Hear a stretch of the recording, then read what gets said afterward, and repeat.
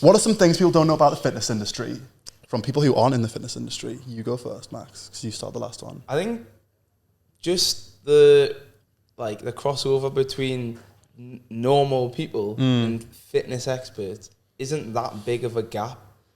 Like, just say for us, like, for example, I think we're all pretty well versed in the fitness industry now, but at one point there was that fine line that we just crossed into fitness expert, and we weren't that dissimilar to like the normal people, and they need to probably understand that as well. When there's an inexperienced fitness expert, they're not exactly all knowing, otherwise they'd be at the very top. I don't think that's like a hidden secret, but just because you got the qualification doesn't mean you... The term expert worries me. Like when you hear someone is saying that they're a health and fitness expert, like that is such a fucking broad subject matter that if you think you're an expert in health and fitness, that's like pretty much everything. Yeah. Like if you go to the RVI, there's probably like a cardiologist who's like an expert in a certain type of heart condition. Yeah. Like they're an expert in that certain type of heart condition. And because they've been a surgeon or whatever for however many years, and they've niched right down, and they're the person who's done the most of these operations, and they've done all the research on it, and now they're the expert on it.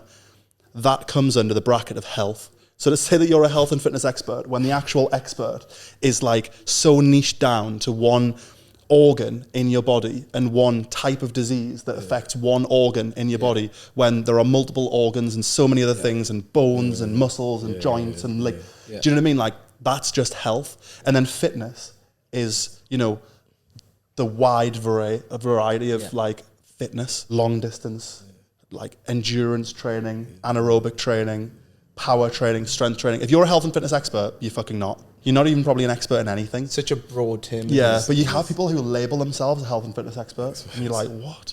That worries me when people say that. Jack of all trades, master of none. Yeah, basically. But yeah, exactly. Misconception, okay, is that, and it's the same with sport to a certain degree. The misconception is that somebody is in good shape because they're a personal trainer, and that isn't true. The likelihood is that most people who become personal trainers were people who, for whatever reason, found it easier to be in shape than other people, either because they were really into a sport, which helped them stay fit, and they were so into their sport that as a byproduct, they looked good, or they had better than average genetics. So, you know that one kid who just was like quite strong, had good muscle definition, was already in like good shape. You can think of kids like when we were growing up who didn't train, because none of us did, but just looked better, had like a bit of a man's body earlier on. The chances are that when they didn't know what to do with themselves, people were like, you should be a personal trainer, you're in good shape. And people think paradoxically that they're in good shape because they're a personal trainer, but the truth is that they're a personal trainer because they were already in good shape. Or because they found it easier to be in good shape than most people. So most people, when they're doing like online coaching and they're selling all of these products and things, actually, they were just slightly more fortunate in the sense that they had slightly better genetics or were so dedicated to a sport that as a byproduct, they looked better. And I think that if more people knew that, they would stop putting people on as big a pedestal and being like, oh, you can help me. Because the chances are, unless they're a really good personal trainer who's put time and effort into their craft and learned about a variety of different people and different body types and different situations, which a lot of personal trainers, and there are really good personal trainers out there who do that, and they take the time to actually being part of the craft of personal training. They just already looked good, and you probably won't look like them because you don't have as good genetics, and you've probably got a different lifestyle to them. Like they've went down the personal training route, so now their job's to look good. So not only do they already look good, but now they've got fucking 3 hours a day to look good during the middle of the day when there's no clients, and they can eat their meals around their training, and they can live like an athlete. Off the back of that, would you go to a personal trainer that's out of shape? Nah. You wouldn't. You wouldn't. It depends what I was going to them for. It depends what I was going to them for. But personal training is really maybe just the looks factor. You'd go to Spence if you wanted to be an athlete. An S&C coach, maybe you'd. Are you saying Spence looks like shit? Were you implying that Spence looks like shit there? No. Listen, I just came back home this, so, maybe a little bit. And just Bro, you can edit videos now, maybe we can fill it in a little bit, bro, trust me. Just a little tuck here, trust just me. a bit out here, bro. I know what you mean though, like, would you go to like, I don't know. So it depends on what you're saying, it depends on what your goals are and what you're trying to achieve. And because if someone knows what they want, there is some really, like... I mean, I wouldn't go at them if their lifestyle wasn't good, probably. But then, how do you know how their lifestyle is? I mean, it's relative, isn't it? Because just because somebody's out of shape to you doesn't mean they're out of shape to other people. So if they're like a personal trainer who's a bit older and who's like maybe, trying to appeal to a different audience of people who maybe don't want to go to this personal trainer who looks quite vain and is super jacked and is just clearly interested more in their appearance and stuff than training clients. So, and plus like, okay, so would you go to an online coach because you don't actually see them in person? It's literally just their knowledge that you're paying for. I like the idea of online coaching. But would you go to an online coach who wasn't in shape? I don't. Well, you just don't know though. Really, they might be on Instagram. They might look really good. But like, do you know what I mean? You can look at a certain way on any sort of video. Yeah, you can make yourself look. I think it depends on your results because, like, it depends on the results that they get. Yeah. Like the manager of a football team doesn't need to be necessarily good at football. That's true. To get the job, he just have to know how to like get the best out of his players.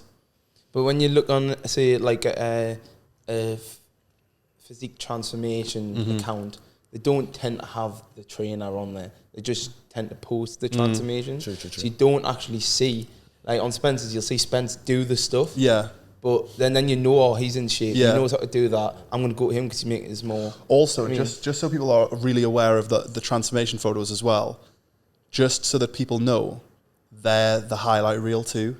Because certain people, and I've had clients in the past that just respond extremely well to diet and exercise. They have better genetics than average people. And when I've started training them, like I had one guy who used to come and train with me, right, for 3 weeks before his holiday. He used to come in flabby, out of shape, looking a bit shit. And in 3 weeks, he used to train Monday to Friday with me for 3 weeks. And he used to look sick after. And I couldn't believe it. Like every day I could see him physically changing. Like he would just be leaner and bigger and his muscles would be fuller. And he would literally come from going like that to being like that. In 3 weeks, he's gone. I've never seen anything like it. Just an average guy, but honestly, he trained really hard. He just responded so well to the training. And like, so when I post his transformation, other people might not like necessarily get their results, and you have some clients who don't get as good a transformation, but you do the same training with them. So even the transformation pictures, they are a highlight reel as well, and people don't realize that those transformation pictures, they might be the 1 out of 5 clients who made it. Yeah. Some of these people are training 200 people a month, like on these online coaches, and they're taking the 10 best transformation pictures. There's 190 shit transformation pictures out there that they went, nah, you don't have good enough genetics. Yeah. You don't have good enough genetics. You do. You look sick after like 6 weeks. I like the smaller accounts. I've got a few friends that have accounts, and they've started from nothing with the same people, and you can see them training the same people 2 years later, seeing maybe it's not massive improvements that are not going to be men's physique this year. Yeah. But they've got, if you look at the 2-year transformation that they've got compared to what like the online coaches have got in 2 years. Yeah. You see like personal development and everything. You see them more happy to be on video. Well, they're going to care more about their clients as well. Real simple misconception in terms of like going to the gym and everything is that you have to be big to be strong. And it's a real simple one. I always talk about with my clients, like they think that in order to lift heavy weights and in order to like really move with good quality, you also too have to be this big, massive physique kind of person. And really, you don't need to be. You can be strong without being like macho big. You know what I mean? And then you can also be big without necessarily being strong. You've also seen that too. In that terms, it just comes down to what kind of like training it is that you want to be doing and how you kind of train in the gym and what you then get as an end result kind of thing. You know what I mean? So I think that's a real simple one, and I always seem to go to that, and especially with like female clients, I always get it like, oh, I want to be strong, but I don't want to be I don't want to be, you know, massive. I don't want my arms to be looking big. And I'm like, don't worry, we'll be okay. We'll be don't worry, right, that doesn't happen by accident. Yeah. We got to go through a lot of stuff before we get to that kind of stuff. Yeah.